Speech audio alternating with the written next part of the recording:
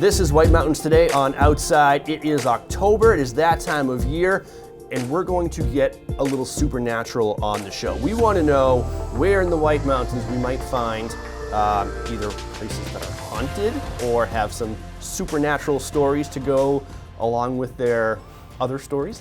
And for that, we've brought in the expert. He is Bob Cottrell. He's the curator of Conway Public Library's History Room. Thank you for joining us. Thank you. Good to be here. One of the most supernatural stories to come out of these mountains is that of Betty and Barney Hill.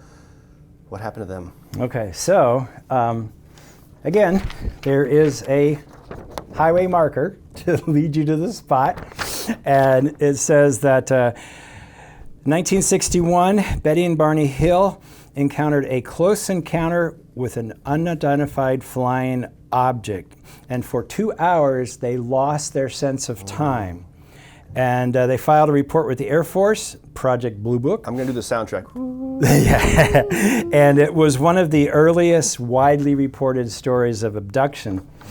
So how does that tie into art and history? Well, what happened was they were, as part of the debriefing process, they were put under hypnosis. And their stories were recorded, and their descriptions of the little men that they saw were illustrated by an artist from Jackson, New Hampshire, David Baker. And here's one of his many, many sketches that are now in the University of New Hampshire Special Collections in the library. He looks ominous. I would not want to be abducted by that person. So this is what they say they saw.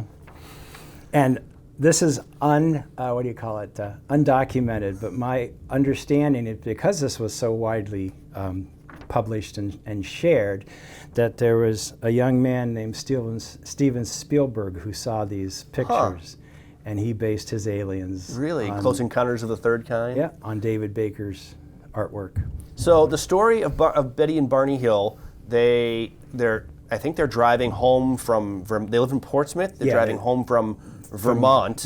And what happens then?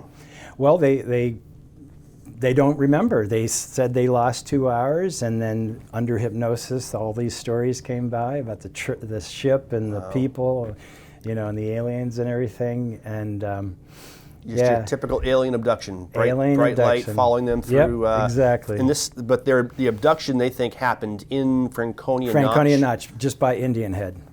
All right. So as far as we know, no one else has been abducted there. But I don't know how many people have gone under hypnosis after driving through Franconia Notch. So maybe to be safe, visit a hypnotist. There you go. And find out if you too have been abducted going through Franconia Notch. Maybe that's the old man. Who knows how many abductions the old man has seen, right? Exactly. He just got sick of it and said, okay, I'm done. I'm out of there. We've been talking with Bob Cottrell, curator of the Conway Public Library's History Room. So many fascinating stories of the supernatural and also man's constant struggle against the wild.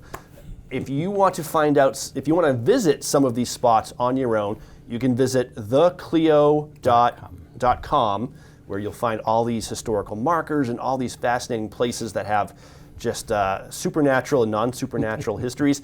And we'll also link to it on our website, whitemountains.tv, so you can go visit some of these spooky places yourself during this Halloween season. Thank you so much. Thank you. You're watching Outside.